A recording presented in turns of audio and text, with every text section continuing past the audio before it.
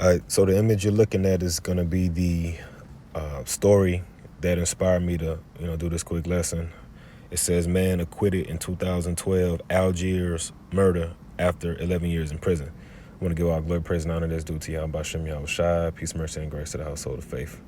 And in this lesson, man, we're going to discuss how, we're going to get into it, but we're going to basically talk about, we're going to point out the hypocrisy in the accuser. And when I say the accuser, I'm talking about the people that come in the image, the spirit, the likeness, the energy of the spiritual demon Satan, moving with all deceivableness and unrighteousness on this earth, which are the Edomites, which today are parading and walking around calling themselves other names, such as, referring to themselves as whites, Caucasian, J-ish, U-ish, etc. These people are the accusers that the Bible speaks about. Now you have false accusers, just in general, but these people are the accusers spoken of in Revelation, the 12th chapter, the accuser of thy brethren. And I'm just going to dig into that in this lesson because I saw that picture across my timeline and I wanted to look into the story and I wanted to go into the point because I heard somebody mention this a while ago. And I figured this would be a good time to go into this point. So basically, what you have when you're dealing with, these quote unquote white supremacists and their statistics, their arguments, they love to argue and say that, well, blacks are 13% of the population and they make up the majority of crime and violent crimes, etc. And I just did a quick search on black crime statistics. It says in 2019, black individuals represented 26.6% of total arrests in the U.S., including 51.2% of murder arrests and 52.7% of robbery arrests, despite making up only 12.2% of the population. Additionally, black Americans have the highest incarceration rates, with 1,096 per 100,000 being in prison compared to 214 per 100,000 for whites. And they like to spit out these statistics. Like you had the guy CK that was just, taken out or whatnot. He used to talk, pull out these statistics. And what these people do is they bring out these statistics not to, they're not coming with solutions to help reform or help or provide some type of remedy or aid for the same blacks that they're discussing. They're bringing these, because when you're dealing with the crime and all this stuff, these crimes that blacks commit are typically amongst other blacks. Like people commit crimes against, people that are close and around them, and particularly against people that look like them. It's not like they're being impacted by the crime that Jakes is doing, or the Jakes. When I say Jake, I'm talking about, Israelites, so-called blacks, Hispanic, Native Americans. All right, the crime that they do is pretty much on each other. Just like whites commit crimes typically amongst other whites. Like even CK's assassinator was a so-called white man, right? So, but they bring these things out to justify prejudice, injustice, and other, things to be done to this people when they bring out these stats. They're not doing it to point it out so we can remedy and fix it. I'm not speaking like them, to fix it, but they're using this as a pretext to bring more severe measures, destruction, to justify the wrongs and injustices that have been done against our people, which you people are at the foundation of this in the first place. You create the poverty, the systemic racism, the lack of access to the same resources that you have. And then when blacks commit these atrocities against each other, you point the finger. You're the one that promote the rap music. You control the record labels, and you tell them what to rap about. You can control what's hot, what goes on the radio, what gets airtime. You're the one that took soul music and music that used to have instruments and positive messages and made people want to dance and have a good time to converting it to this demonic ass music today, where it ain't nothing but loud 808s, and it's always talking about violence and crime and glorifying poverty and single motherhood, etc. You did that. So going back to these stats, one thing I want to point out with this is it says that, basically blacks commit all these offenses. But look though, this man was acquitted in 2012. So yeah, let's get the article. Because basically this is also something that happens a lot with these blacks that are committed, that are held guilty for these crimes. They end up getting exonerated, and we're gonna go into that. So Kendall Harrison was a quarterback at Edna Carr High School when he was arrested for the 2012 murder of a Good Samaritan in Algiers, which is in across the West Bank in New Orleans. It says now 31, Harrison is getting his first taste of freedom as an adult after the Orleans parish jury acquitted him of during a retrial earlier this month. Harrison said he first heard about the killing of Harry Mike Answorth on the news and got involved only after authorities released a sketch. He says it looks nothing like him. Harrison's attorney Scott Sherman said last week that his client's innocence largely hinged on the testimony of a DNA expert. The DNA was what they were really resting on, and it wasn't there. It was never there. A non-unanimous jury previously convicted Harrison of the crime in 2014 following a deliberation that ended at 3 a.m. When the state outlawed non-unanimous jury verdicts in 2018, Harrison was granted a retrial 7 years later. So this man got locked up, and he ended up becoming another black statistic. Okay? Another black statistic for a crime that he didn't commit. And when you type in, where is it at? Did I delete that?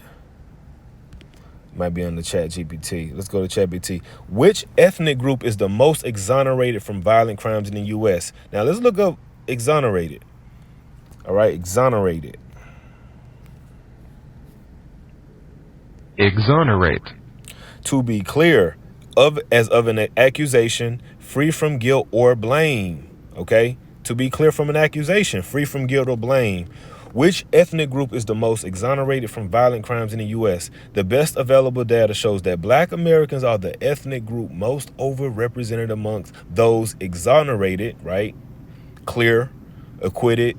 Matter of fact, let's look up acquitted. Make sure I'm using that word correctly.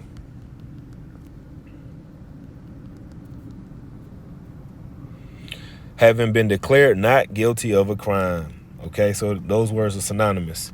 So amongst those exonerated for serious, including violent crimes in the U.S., a 2022 report from the National Registration of Exonerations found that black people, though about 13.6% of the U.S. population, accounted for 53% of all known exonerations since 1989.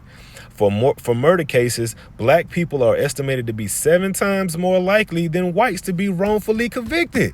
So these same stats that these devils be pulling out, what they're not telling you is that blacks also are the most exonerated, meaning they're the ones that often get falsely accused of these crimes. They end up going into these same stats you quote, getting locked up, but they're locked up wrongfully.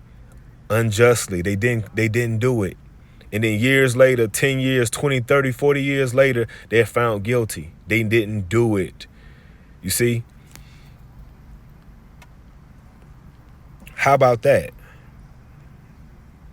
Bring these precepts up, and then I'm going to go. 2 Thessalonians 2:7, for the mystery of iniquity doeth already work. Only he who now letteth will let until he be taken out the way. And these devils are about to be taken out the way. And it begins with this testimony.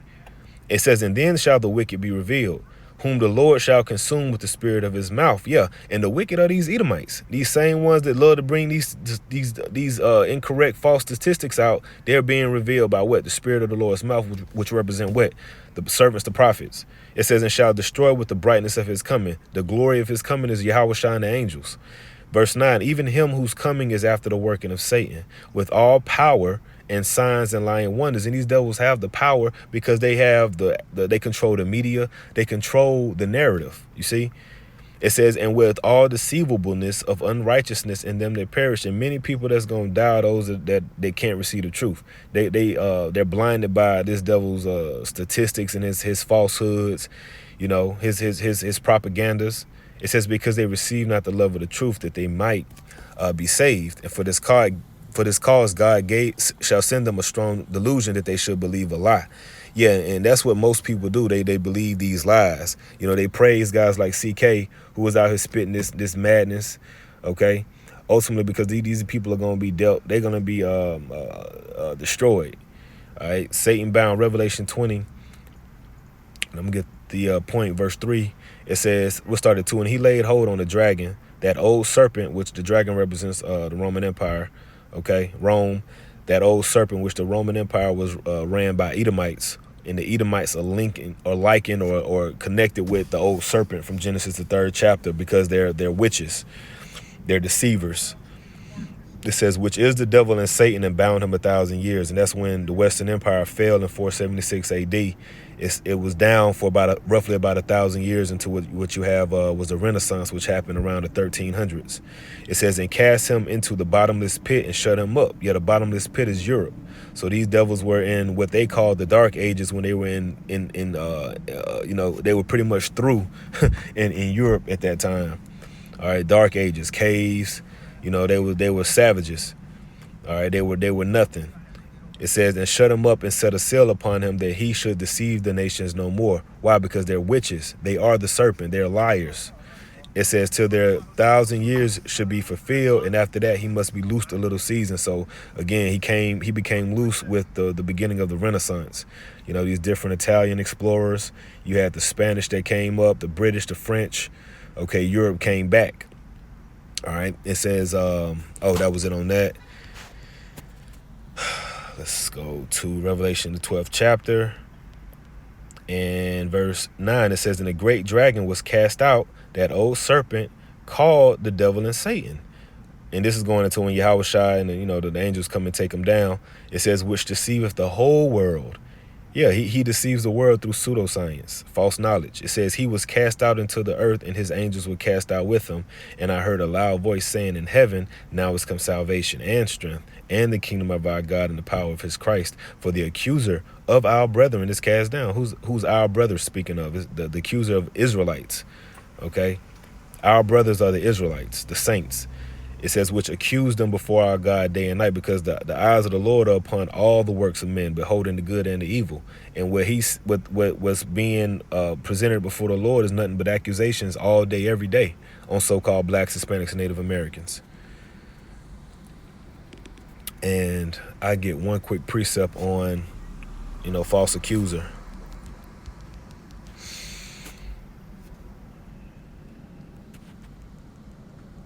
Or false witness. Got to roll. Exodus 20:16, thou shalt not bear false witness against thy neighbor. Exodus 23:1, thou shalt not raise a false report. Put not thine hand with the wicked to be an unrighteous witness. And that's what they do. They raise up false reports. They craft things and twist and tangle things, and they might put the guns in the hood in Chicago for Jake to end up getting the guns and start using them. They're very crafty with what they do. They might not just come out and lie on you, but they'll set the conditions to where a lie can be assumed about you. Deuteronomy 19 and 18, it says, I'm going to get 16 to 18. It says, if a false witness rise up against any man to testify against him that which is wrong, and verse 18, and the judges shall make diligent inquisition, and behold, if the witness be a false witness and have testified falsely against his brother, then shall you do unto him as he had thought to have done unto his brother. So shalt thou put away the evil. So shalt thou put the evil away from among you. Yeah, and what Esau wants to do is do away with us, and that's what's going to end up being done unto him. Obadiah 1 and 18. He's going to be done away with. So yeah, man. So that's pretty much the point of the lesson, man. I got to run. I pray this was edifying. I'll be back later with another one, Lord will.